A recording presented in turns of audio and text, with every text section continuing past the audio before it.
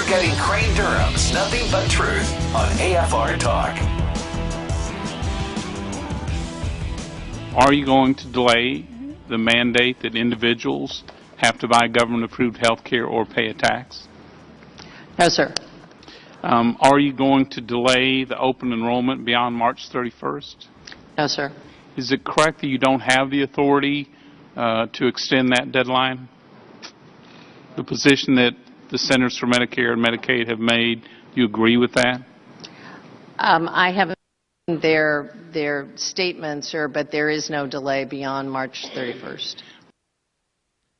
Now, if you want access and to comment on about what we're talking about right now, welcome back, Crane Durham's Nothing But Truth. That is Kathleen Sebelius, Health and Human Services Secretary Kathleen Sebelius, being asked about any further delays. Well, Crane, we just heard that. Yeah, but I was just giving you some background because that was just a couple weeks ago. And in order to get through what has happened, because there's been another delay, I've had to bring on the heavyweight. That's right. Dr. Paul Howard, Ph.D. of the Manhattan Institute Senior Fellow. And Paul, welcome back. I brought you on because I wanted for you to be the truth detector. And I posted this on the Facebook because I would love to get people's responses when in real time to see if Kathleen Sebelius is telling the truth. Now, she was with a Fox News reporter out of Michigan, and she was being asked about this delay that has been put in place. And I'll let the question answer begin, and then you can chime in, as you always do, my friend, and tell us the truth. Roll it.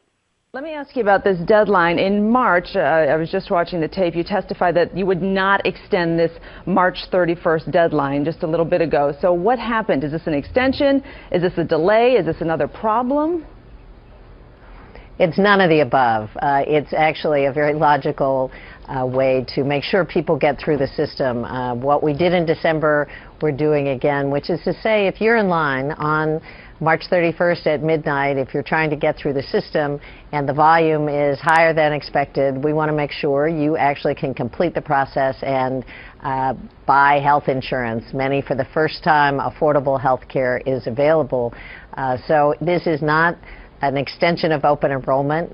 It is just saying, like you do on Election Day, if you're in line to vote, we want to make sure you vote. These are people who want health insurance. They have an affordable option for the first time in their lives for many people who have never had affordable coverage in their workplace. Secretary, sorry to interrupt you, but we're going to run out of time. You're saying it's not an extension. The deadline is still March 31st, just to be clear. That's correct. That is correct. If you're in line in the system trying to get health insurance, we want to make sure you complete the process. But so this in is line, not meaning an extension of open enrollment. On the website, you've already started the process. Yes. Then, yes. And how long do you have then to complete that process if you're already in line? We're urging people to do it as quickly as possible. We want to make sure that they can buy health insurance if that's what they want to do for themselves and their families and complete the process. Now, I merged the two clips directed to that question. It did not change the meaning. You can go back. I've posted the full clip up. But Dr. Paul Howard, Ph.D., Manhattan Institute Senior Fellow and Director of the Manhattan Institute Center for Medical Progress, also a contributor to ObamaCare, the influential Forbes blog on healthcare policy and entitlement reform. This is what you do. Tell me, Kathleen Sebelius, our Secretary of Health and Human Services, did she just lie? Well, if I was a Washington Post fact checker, she'd be getting 3 or 4 Pinocchios from me. Okay. Look at. I'll put it in the simplest way possible. Let's say you're browsing Amazon.com. You put something in your shopping cart. Later on, you decide not to buy it. It just sits there. Could Amazon count that as a sale? Or if Amazon was having a sale, would they say after the sale ended, well, you had it in your cart for the last 6 months, now you can buy it again at the same sales price? That is clearly what she wants to do, what the administration wants to do, which is to say everyone who's put a policy in their shopping cart by starting a purchase, whether that was 2 months ago or 4 months ago or on March 31st, is going to be counted as covered for the purposes of not being fined, at least immediately, if they don't sign up for creditable coverage. So, and she also left it completely open-ended. When will that, grace period, so to speak, end? We have no idea. So, but again, just from the retail perspective, if this was the way Amazon.com, counted its sales, people who just dropped something into a shopping cart and then forgot about it, I think they'd be sued. Yeah, that would happen, unless, of course, they had the power of the administration, because they can change law, it seems, and jump outside that box. But more to the point of what you said, she couldn't answer when this period of grace period ends, if you will. She was asked about it. Did I miss it? Or did you hear? Because she was asked, when does this thing end? When is the deadline end? Once you're in that line, in that queue. It's a wonderful response. Oh, I mean, people in line to vote, you know how it is. We just got to get it. So how long does that last?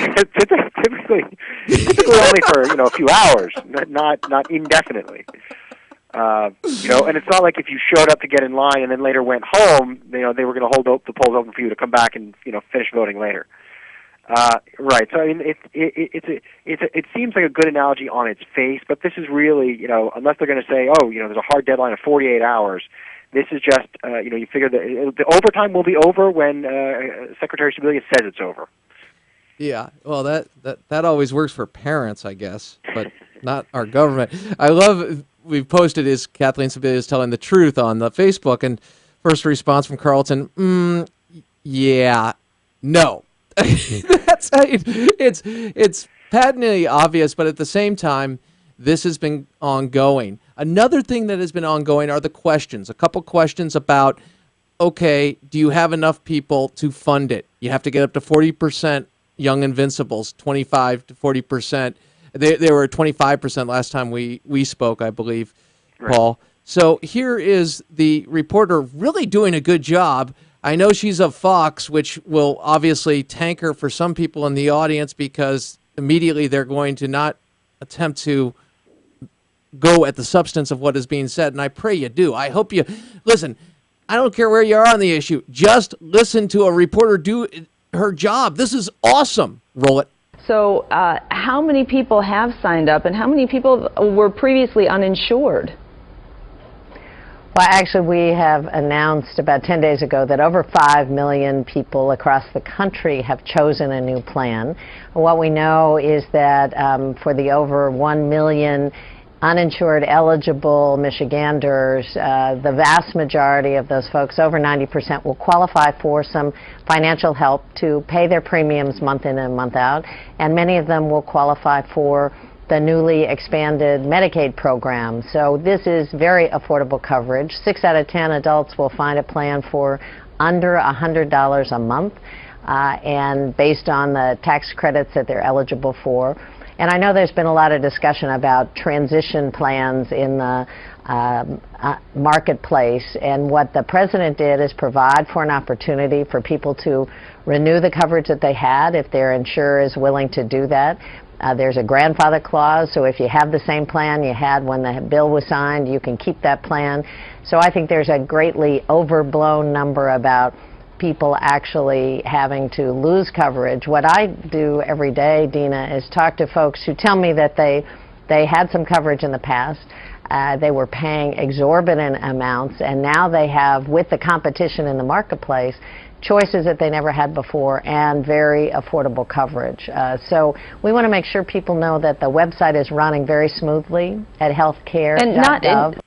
At healthcare.gov and all smoothly. Now, I heard the same thing from Valerie Jarrett the other day, too. So, Paul, let's break this down. 60% gets subsidies, and it will be under $100 a month. A lot was there. Tell me what the truth is here. Right. I mean, on average, about 50% of people who apply for subsidies will be eligible for subsidies. Of the total people who bought insurance on the exchange right now, about 80% have gotten subsidies. We don't have any information about how those subsidies break down, because obviously if you're at the lower income end, you're paying potentially very little for coverage, or even free coverage. But I haven't seen any data that, as she said, says 60% are eligible for coverage that is $50 or less. That I'm sure is a kind of a cherry picked number depending on what group you look at and what their income is. But I would also say this. So half of the people who are eligible to buy on the exchanges can't buy it because the cost is too expensive. They're not getting enough subsidies. 1 million people who are eligible for subsidies aren't buying coverage on the exchanges because it's too expensive and they walked away. But she didn't actually answer the question that the reporter originally asked, which is how many of these people are getting insurance for the first time. And that she completely blew right past and gave us a long soliloquy about how wonderful the exchange coverage is and how much money is flowing to people who get subsidies, but is not telling us how many of these people are getting coverage for the first time. And the most recent surveys I've heard of from McKinsey are saying that 2/3 of the people who got coverage on the exchanges already had coverage somewhere else. Wait. Now I'm really confused because we did this for the people that didn't have insurance, not the people that did. You would think so. It wasn't just to take money from one group, taxpayers, and give it to a different group of taxpayers to lower their insurance rates, but it was to cover the uninsured. That was the whole thrust of the argument, which is let's cover the uninsured. But instead, what we've created is new subsidy, I'd say, castes. Some of whom are going to get really great coverage because it's going to be very, very heavily subsidized by taxpayers, and others we're going to see their costs go up and are going to be paying more out of pocket. And then other people are going to go into Medicaid, which is not great health care coverage for the poor. It may be better than nothing, but it's certainly not as good as a private insurance or commercial insurance that you could buy on the open market. So we've got three very different animals here. And I would say if the whole point of this was to cover the uninsured, and according to the CBO, they're going to be about 25 million uninsured even after all is said and done under Obamacare. It's not universal coverage. The U.S.'s uninsured rate will fall from about 15% to 10%, but we're still going to have about 25 million uninsured. That that problem, if the law was designed to address that, is still going to be with us. Okay, now tell me this. How do people qualify for Medicaid? Are you saying the people that can't afford insurance with subsidy or otherwise qualify for Medicaid, and that will be their insurance? Right. So there's a flat cutoff.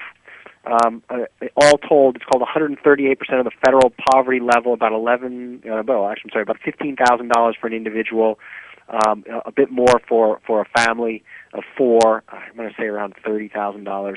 That will be eligible for Medicaid coverage. It depends on the state whether or not the state has accepted the Medicaid expansion. If it hasn't, then the traditional rules under that state's program apply.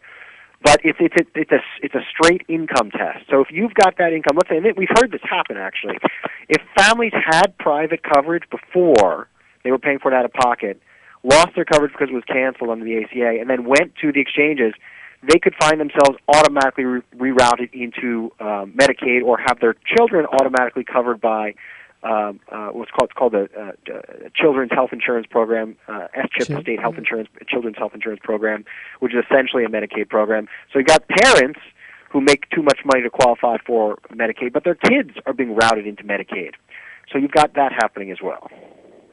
Well, Medicaid must, because it's the final safety net, if you will, must be doing very well. It must be very effective because, do all doctors take Medicaid? I mean, how does this work, Paul? Right, about 30% in surveys, about 30% of physicians across the country do not accept any new Medicaid patients. So they essentially cap the number of Medicaid patients they're going to see, and you can't get access to them. We do know that, especially for specialists, a lot of them do not accept Medicaid at all. And it can be very hard for people with serious chronic illnesses on Medicaid to get the quality of care that you'd like them to receive. So it gives you great insurance on paper. It looks like it's really comprehensive, cheap, free insurance on paper. But we know that Medicaid patients tend to have worse outcomes than people with commercially insured coverage, and they also tend to wait longer for access to care, all other things being equal. And you've done some great work exposing this and explaining it to us, because that's what the idea is. It's like an advertisement. I'm going to sell you what's on the paper, and then you go to the reality. And there are a number of scenes that come to mind when it comes to this in movies about the reality versus the advertisement. And I think to myself, well, we were told a whole host of things, and what you've just explained is it doesn't cover what it initially set out to do, which was to address the uninsured. What about tell me the percentage of people with pre-existing conditions, how they were handled pre-Obamacare versus post-Obamacare. Right, and they were not handled well. I mean, so we're talking about a relatively small number of Americans, enough so that everybody knows the story, but not all that many when you're considering the size of the total population. So the estimates I've heard have been in the low single-digit millions, so maybe it's 3 million, maybe it's 5 million Americans with pre-existing conditions who couldn't access or found, who couldn't buy a policy or found themselves facing prohibitive costs and couldn't afford a policy. A lot of states had set up high-risk pools, but they were poorly funded by the states, and so often their size was capped, and the insurance on it might be very expensive. So it was not handled well in the pre-Obamacare world. The Obamacare solution to this is require insurers to take all comers and sharply restrict the charges that you can, or the prices you can charge to people who are ill or who change their health status and become sick but don't have coverage. So that's a solution, but it also tends to shift costs to the younger, healthier people. You're also requiring younger and healthier people at any age to buy a richer product, a more expensive product than they would have received before.